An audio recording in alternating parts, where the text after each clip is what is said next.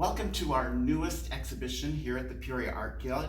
We have Luminosity, which are 3 different artists all working in the same medium, which is soft pastels.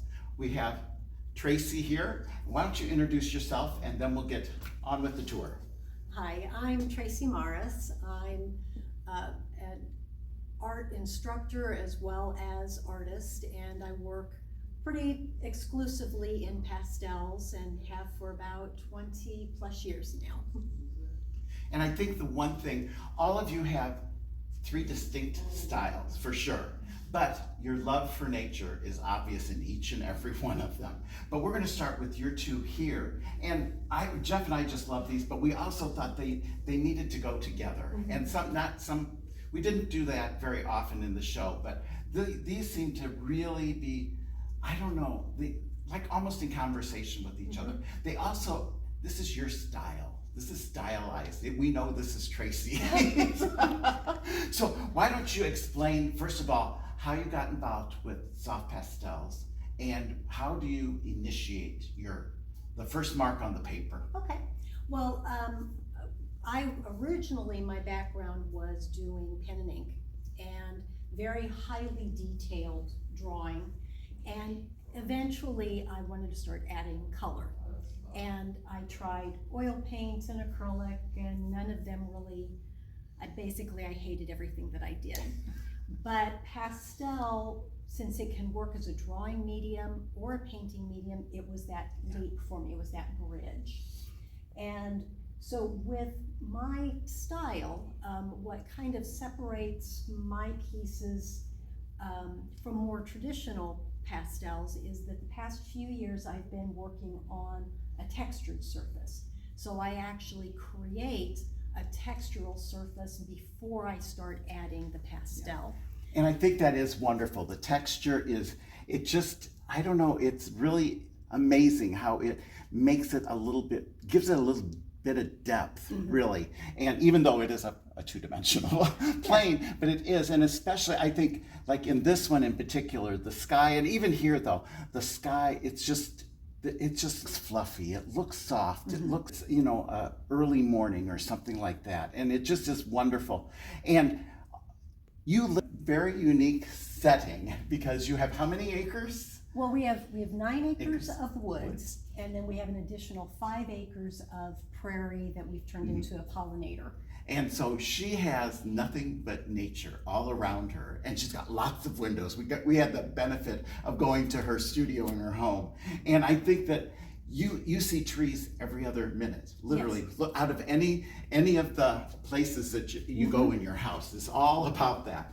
Now, the 3 that we have here, we just wanted to give a selection, and it's called Luminosity. And in yours in particular, there's a lot of backlighting, and it just gives you that really warmth and just the glistening light. I absolutely adore it. But when do you decide, like, the background? And are you taking photos, or do you just start plein air, or do you just remember, because you do live in that kind of setting every day is Well, I do plein air. When I work plein air, it's primarily as color studies. My goal isn't to finish a painting plein air. I do love photography, so I have probably about 75,000 reference photos. But just a few. Just a few, but none of my paintings are going to be a copy of a reference photo. As far as the backlighting, I have worked for years to try to figure out how to make backlighting work. And I did about 3 years ago, and now I'm almost obsessed with it. Well, and I think there was Harold Greger, who is really kind of the godfather of Midwestern landscape painting in particular. And he often took photos too. He even actually went up in airplanes and did aerial views. But there was a lot of editing. And it's just the sense of the environment, I think, that captures your work.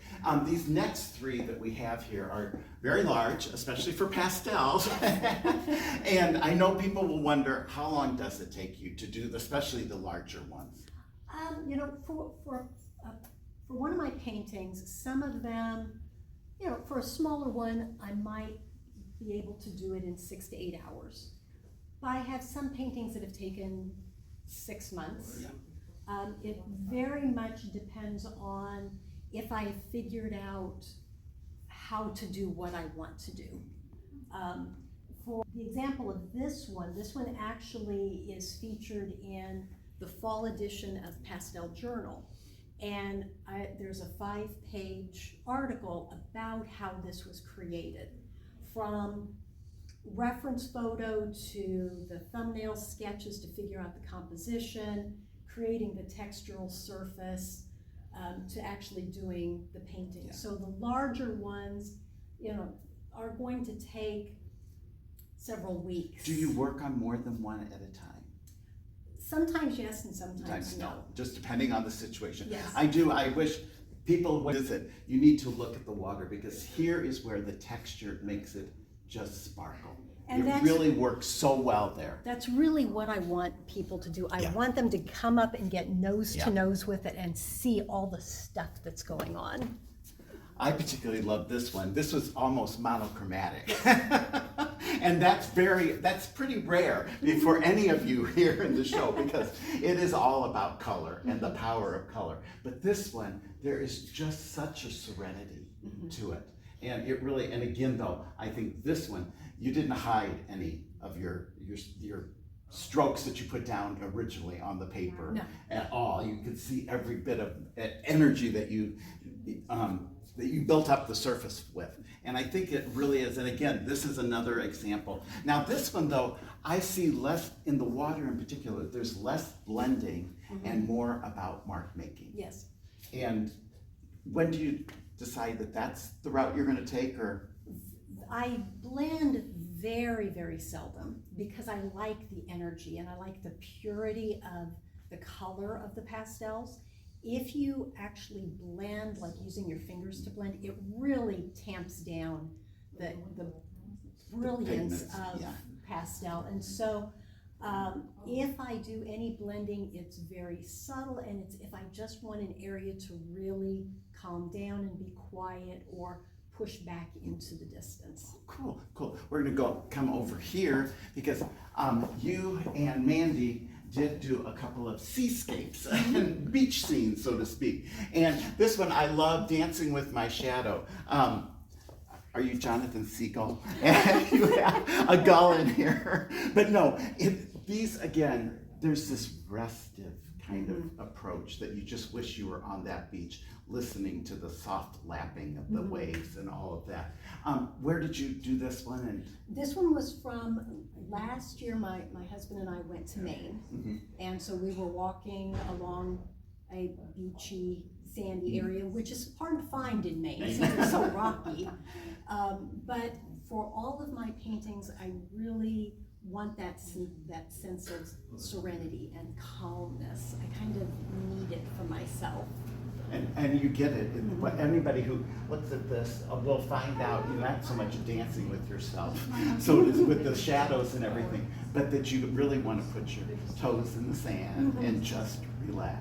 So anyhow, this has been such a wonderful time. Are these yours too? Yeah. And then we have these last two, and this one is really kind of an outlier, because it's so dark and we aren't seeing except we have the sunset, and you want to be in that old-fashioned hammock, just rocking and just chilling any way you can. Where did this come from?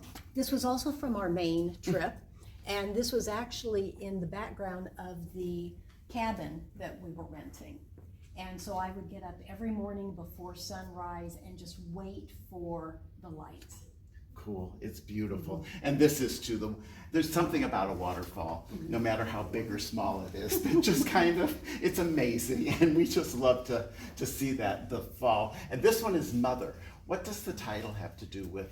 Because I'm so enamored with nature, and I really get that sense of comfort and serenity when I'm out in nature. So being able to immerse myself in that type of environment just feels like a warm hug. and that it is. Well, thank you so much, Tracey. The exhibit is up and through the end of September. Please come and join us. And we'll talk about other artists in just a minute. Thank you very much. Our next artist that's part of Luminosity is Catherine Flynn. And this is her first paint. Well, you refer to them as paintings, don't you, sometimes? I do, yeah. And it's because they're soft pastel and you can blend just like you can with ink. This one is wonderful. I was talking a little bit with Tracey about the backlighting, and you have backlighting also. Why don't you introduce yourself a little bit and just say, how did you get into pastels, soft pastels? My name is Catherine Flynn. I have an art degree back, did oils at that time and drawing, but then went many years where I worked in the graphic design field. And then met up with Sherry Ramsey, who you've probably heard. Yes. And Sherry said, well, you love to draw, why don't you try pastels? Have you ever tried them? And I hadn't. So she took me out for some en plein air lessons, and I fell in love with it. It is very similar to drawing, which I have always loved, but the color can be so intense. And through the years, I've just studied with Sherry and then with some other artists who introduced different techniques, and found that I really enjoy getting messy with And pastels. all three of you are very much into nature, obviously. Yes, That is, I'm a tree lover. there's no secret about that, No, for there isn't. sure. There But isn't. how do you start your work? A friend of ours, and she's a landscape painter too, and she literally just takes her brush with a little bit of paint on it, and she just makes a stroke, and then she has to work from there. How do No, you? I would do say you- I'm more rigid. Rigid? More- You plan out. I do plan it out. Like Tracey, I have a background in photography, and so I love to take photos, and I try to frame them when I'm shooting them. If I'm thinking that ahead, I would love to use them as reference material for And then do you edit yours also? Edit the photos? Oh, you know, right. It's just my or starting combine them too. Yes, That's always, right. because, again, I refer to Harold Greger only because we knew him so well, but he'd often have he'd specifically say, this is on, 74, it's so, and it's like, no, there is never this combination of things. Oh. And it's like, artist liberty, Yes, we can that's do true. what we want. Where did you, This was take late this from? evening. I was visiting Seattle, Washington with our yes. daughter. And out by the ocean, there was this dark road, clump of trees. And as I drove up a hill, it was backlit by the sunset. Had to take a photo, had to think, oh, this would make a great painting. So that's where I started. And do you love the backlighting? Oh, I do, yes. I- And particularly that late evening, late afternoon, just the glow of gold. We're gonna come down here. And we have an Keep on outlier. going. We have an Yes. outlier. Oh, yes, we have an outlier. But it's a But you landscape. are It's a known, landscape. yes, but you are known I for kind of do your, a lot of you barns. love your red barns. I do love And red this is barns. actually so wonderful. Do you sketch for, literally with a pencil, do you sketch and lay out Yes, your I format do. and then build from there? Right. And how, I love this one, and I can't tell that if it's, that you put down the blue and then you work in this kind of. Oh, that's or my if you- underpainting Yeah. that I'm letting show through. Right. So And that's what you the do a lot with the I underlay. do. And the Good. sanded paper is wonderful for that because you can then skim Yeah. the color across Yeah. the top and you get the color from underneath. Right. And where was this? This is a is big farm. It is. It doesn't look quite so nice anymore. I would say maybe 10, 15 years ago, I just took photograph after photograph. It's in Springfield, just south of Springfield. And they've kind of let the barns deteriorate. But it was still a golden field in front with that nice cluster of barns, and I've painted it probably 3 to 4 times. I think your improvements probably were cheaper than if they had to have Yes. a contractor Well, I think do that's it. why they just let it go. This is one of Jeff's and my favorite parts of the exhibit, because to us, this is like a study. This is so wonderful, because they're all the same size, Yeah, and they they do. all really reference, particularly your trees in particular. Yes. But tell us about this. Is this a series? Do you work in, are you serial minded? I am a serial minded, but none of these were part of a Oh. series. Although- They refer to one another very Yes, they well, do. like they could be. Right. This one is the outlier here. This one is from Taos, New Mexico. yes. And just coming back from a trip to the Pueblo this afternoon, and it was just this gorgeous cluster of bright green trees. This one is along a road north of Springfield, west of Springfield, where one year, and there were 3 or 4 pastel artists in our group who went out, and we all ended up picking the same area Is it because of the the sunflowers. flowers? They, Yes, they planted a whole field of sunflowers, and so all of us ended up Because painting. it is wonderful, and I love the fact that, I mean, people can go overboard with sunflowers, Oh, yes, because yes. it's just, I mean, it's an obsession with some people, and there's so much symbolism to it and everything. But I love this, it's kind of a soft and just kind of, you've laid it out there, very, I was trying to give it as a suggestion. yeah, that's a great way. Play it I in. have to tell you, I just think this is a riot, though. Gerald Peters has a gallery up in New Mexico, Yeah. and he challenged all of his landscape artists, which he had numerous ones, to do a landscape. But they could not do a Georgia O'Keeffe landscape. It had to look nothing like Okay. Georgia O'Keeffe, and Does I just not love look that. like Georgia That's O'Keeffe. what I was going to say. It doesn't look like at all like her, but yet it shows the beauty of Oh. especially the Southwest. Right. And that's just And the amazing. colors, right. Although, when I put all these together, they really are many different places, but I seem to either use the Yeah. same colors as Well, blues there's and greens. when do you choose your palette? Um, Are you I like? have a basic one that I lay out as I start, but all those extra little colors, that's why you have pastels, and you just kind of elaborate on it, yeah, and it gets bigger and bigger as I go along. Oh, cool. Now these 4 definitely are focused on trees. Yes. This is your, And these 3 are all from a trip we took up to Michigan. So it was the first trip I'd made to coastal Lake Michigan, and I loved it. And then the last one is a scene from a local park in Spring. and which park is that? Washington. Washington Park, okay. I don't know if I probably have You been by passed it. it, I'm I'm sure you sure did. I have It's passed right it. near our and house. stuff. But it looks like though, there's a common familiarity with it. And it could be a park in Yes, any it could. town, It could. really. Yeah, Roeing And Free Park. that's, I think what people will relate to is that Mm-hmm. most of these, they're their idea of what a landscape is all about. And I think that it's that familiarity, and also it's not challenging in a negative way. It's challenging you to just enjoy nature, to be part of your world, and and you've traveled obviously. So we That have would be another nice. piece over here. We covered a whole section back there, weren't we? I know, but we did. Jeff and I could not separate them. Okay, It's you did a beautiful job. I love it. it's- Yeah. This one, what I love is it's a grand ginkgo. It is, it's a And gorgeous tree. I just, for the record, in grade school, Mm-hmm. you got extra points if you could find a ginkgo leaf. And Wow. on Edge Hill Court, there was a ginkgo tree. And I didn't want to tell anybody because 'cause you wanted- I wanted extra credit all on my own. But I do love, they're beautiful trees. beautiful They trees. really are. don't ever remember them being this colorful, though, Oh. when they turn. Oh. I just don't remember that. Oh, I have many pictures. There are ginkgos there are clusters of them in Washington Park, same place with this one. This is a very big one that's very old, near an old trolley stop, so it's one of the oldest trees. And it's huge, and it goes gold, and then 2 days later, everything's gone. Well, So they you gotta don't catch last, them. No, yes, they they don't. are not like No. oak where they really do. Well, Catherine, thank you so much. Thank you. We're gonna talk to Mandy next, Great. and then, but again, the exhibit is up through the whole month of September. Excellent. So please come and join us and just get your nature on. Yes, enjoy the work. Third and final artist in Luminosity is Mandy Roeing from Bloomington, Illinois. Would you introduce yourself a little bit and talk about how you arrived at using because pastel is your medium, your chosen medium. Absolutely. So how did you arrive at that? I had a project in high school using soft pastels that was very specific. We had to work on black canson paper, cross-hatching only for blending our colors, and to me that style of painting just was really intuitive because blending directly on the surface rather than mixing with the brush and then applying.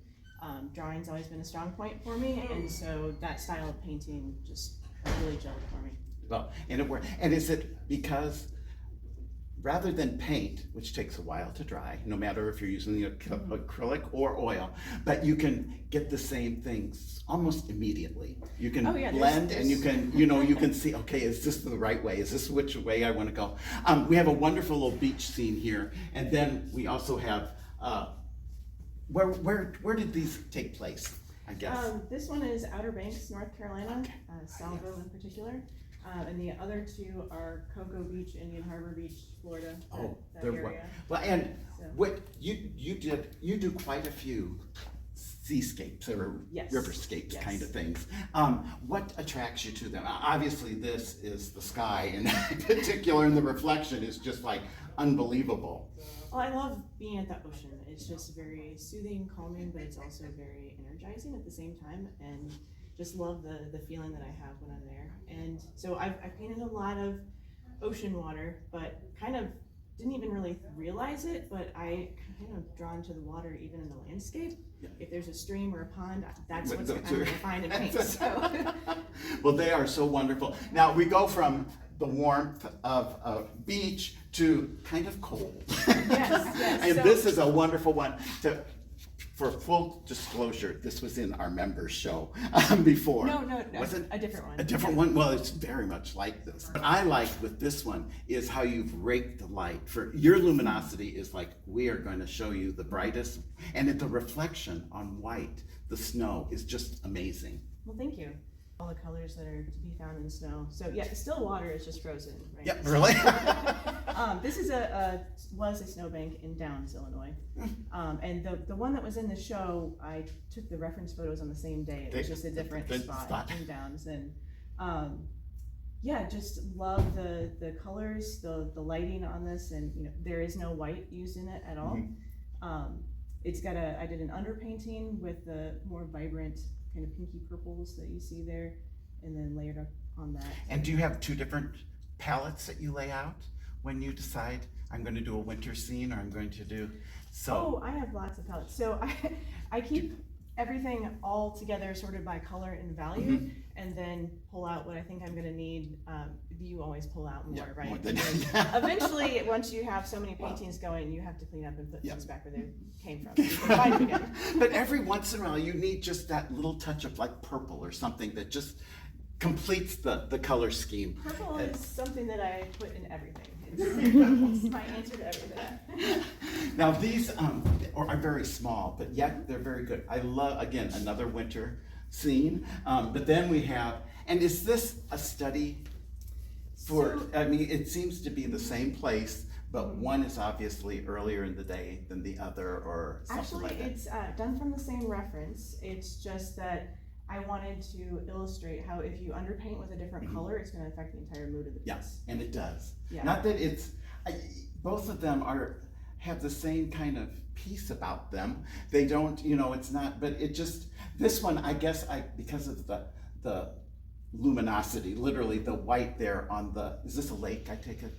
Yes. So on the lake is just, it pops for me, and so I'm drawn more into that, but I could see where someone wants to just chill and just want to look at this, and it's very calm, and it's not, there's nothing jarring about it. That's whether great it to be- hear you say that that's what you're feeling from them, because yeah, it's more That's your energy intention. here, more relaxing on the other one with the analogous color scheme. And then down here, we have another, and this one is very curious. This is view over the sound. What sound is this? Oh, so this is at Outer Banks. Outer Banks again, also? Salvo, North Carolina.